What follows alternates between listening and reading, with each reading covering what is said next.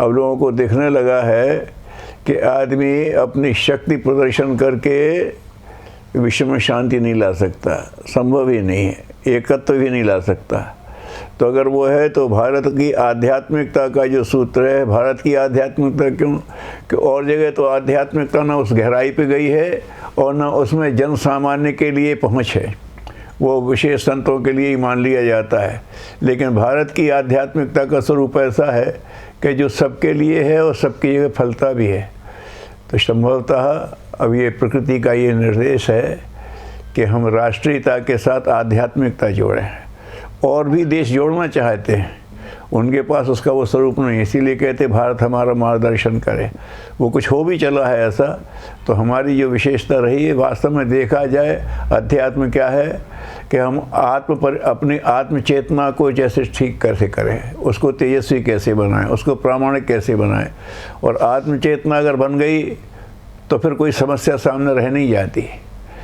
फिर आदमी जो अपनी शक्ति के उसमें करता है तो वो दूसरों से अपनी सुप्रीमेसी दिखाना चाहता है, मतलब दूसरों को हीन बताना चाहता है। लेकिन जब आध्यात्मिकता में आदमी आता है तो जो अपने से हीन है उनको अविकसित मान करके उनको प्यार से आगे विकसित करने की बात सोचता है। इसी की ज़रूरत है। तो राष्ट्रीयता को आध्यात्मिकता से जोड़ा जाए, तो भारत जब राष्ट्रीयता को आध्यात्म से जोड़ेगा तो और देश भी जोड़ेंगे, और उसके बाद वो वसुधैव कुटुंबकम 21वीं सदी उज्जवल भविष्य का स्वप्न साकार हो सकता है। तो इस संकेत को समझते हुए कम से कम हर भारतीय को ये देखना चाहिए कि राष्ट्रीयता के साथ आध्यात्मिकता जोड़ें। इसके लिए विवेकानंद जी ने भी कहा था कि अगर भारत को आगे बढ़ाना है तो कुछ दिनों के लिए भारत को ही इष्ट मान लो, भारत माता को ही इष्ट मान लो, राष्ट्रीयता को ही लेकर के चलो। क्योंकि जहाँ पर भी है ना आदमी व्यक्ति की जब हम व्यक्ति के संकीर्णता में पड़े, छोटे छोटे राज्य अपने संकीर्णता में पड़े तो हम बिखर गए, और जब वो संकीर्णता से ऊपर तो हम फिर एक हो जाते हैं।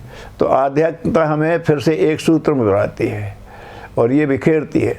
तो इसकी ज़रूरत है कि हमारी राष्ट्रीयता अभी तरह तरह होते हैं, हम फलाने क्षेत्र कुछ नहीं, हम एक राष्ट्र के हैं और हम उस राष्ट्र से हैं जो वसुधैव कुटुंबकम और आत्मवत् सर्वभूतेषु का उद्घोष प्रारंभ से करता रहा है।